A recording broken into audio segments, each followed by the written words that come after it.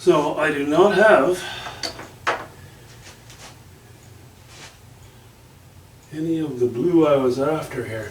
So what I'm going to do, I'm not going to take a trip to town, I'm just going to go ahead with, I'm going to with a mixture of cobalt blue and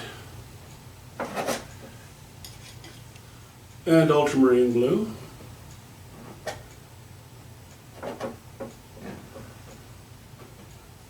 And alizarin crimson and a bit of white.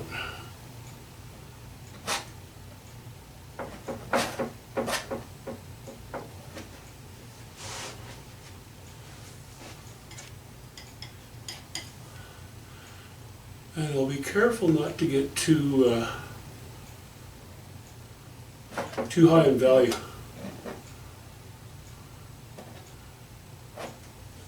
So I'm already over mixing some spots there. Don't want it.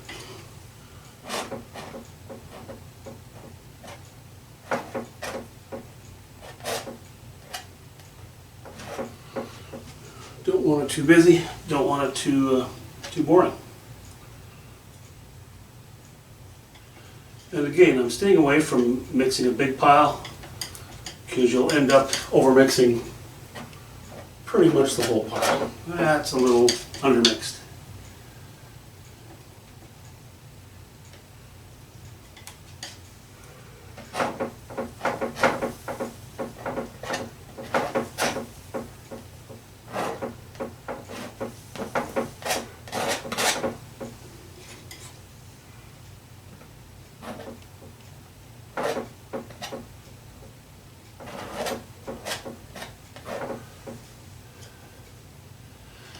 You know, and I do like you have a few strokes that have got more ultramarine blue.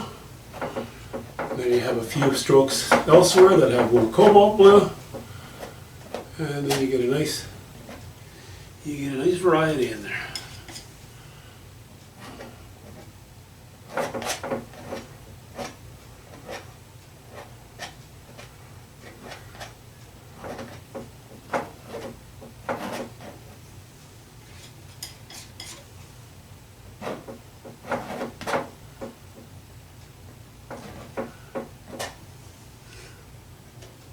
Anyway, I suppose what I may as well do is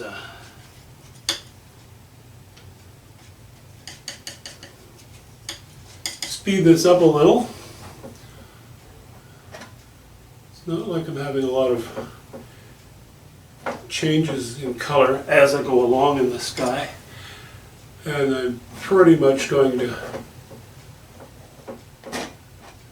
finish the sky in one go. And my voice still wants to leave me, so maybe there's no harm in giving it a break.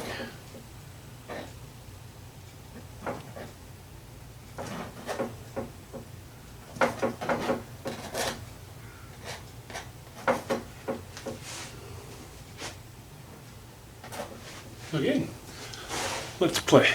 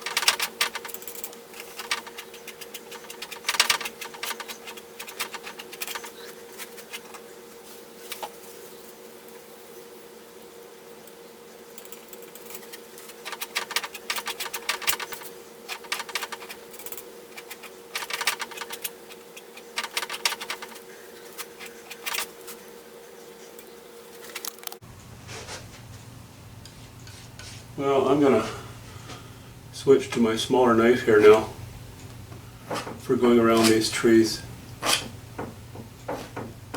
There's a few smaller details I'd like to preserve, and that other knife is great, but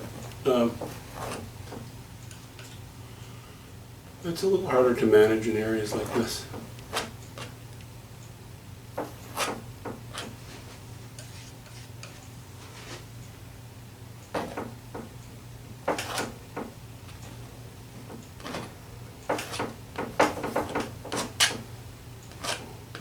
See, I don't worry about connecting, having a small branch in there to connect those two. Sometimes it's nice to have just a little bit of foliage floating off somewhere. We all know it belongs to this tree. And it keeps things loose by not connecting it. So, that's what I'll do sometimes.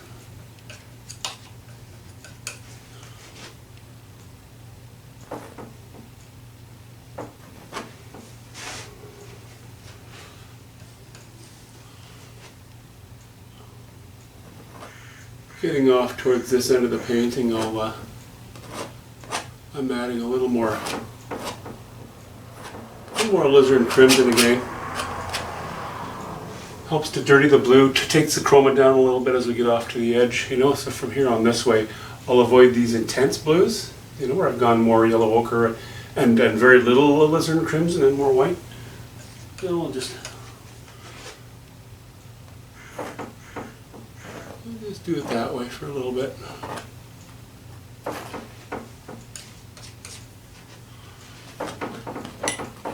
What have I done there? A little too dark. Okay, put one streak in like that. Okay.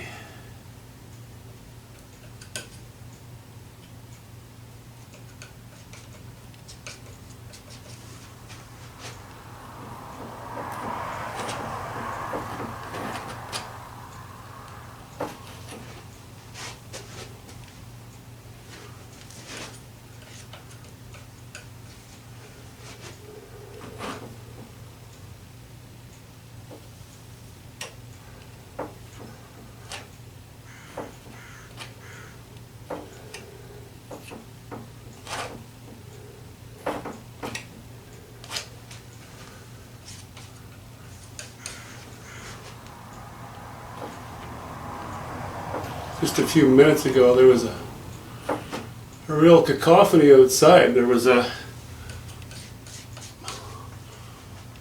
crow that I see it's laying on the road. I'm imagining it got hit by a car. That doesn't happen too often. They're pretty wily critters. But wow, all of his buddies. Yeah, you know, when they lose one of their troop, one of their group, they one of their murder. I think that's what you call a bunch of crows, a murder of crows.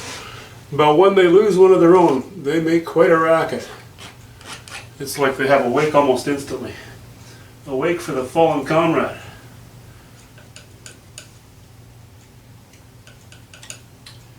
And I went to the camera to see if I could record it.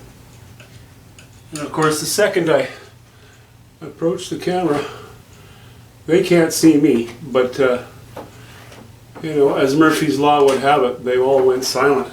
So I didn't bother.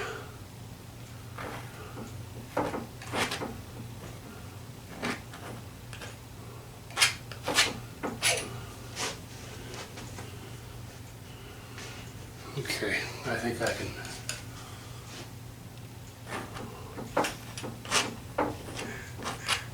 finish that with a larger knife again.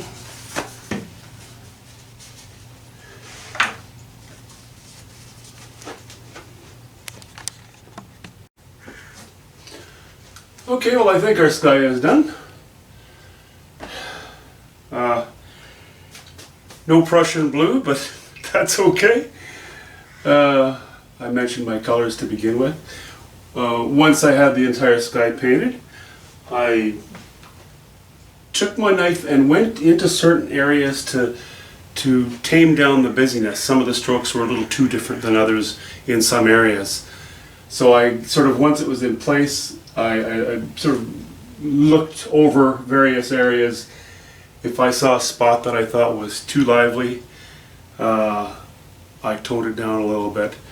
In addition to that, I did take a little bit of almost all cobalt blue and some white, straight cobalt blue and white, and very lightly put in just a few spots here and there, just to give a little texture without being too busy. I don't want to raise the value a whole lot of that cobalt blue over the other stuff, but a little bit in various spots, just to sort of help organize the feeling of, or establish the feeling of some kind of atmospheric humidity, you know, or light cloud or what have you. Anyway, it keeps the sky alive without it being too busy. That's the idea. And I'm not painting a sky. This painting is incidental. It's not something that any viewer is going to spend a lot of time looking at as a subject matter, you know. This is really in support of everything else. Okay, no Prussian blue. But the good thing is, all these colors in here are all very complementary to the colors that are going to be in here. Greens with the purples, yellows with the blues. It works. Okay, next time I think we're going to start playing in these distant trees. Try to put in a variety of fall colors. We're not going to play all our hand because we want our highest values and intensity, like highest chroma, to be sitting on, you know, the sunlit edges of some of these more yellow, closer trees. Anyway, we'll cross that bridge when we get to it. See you next time. Thanks for watching.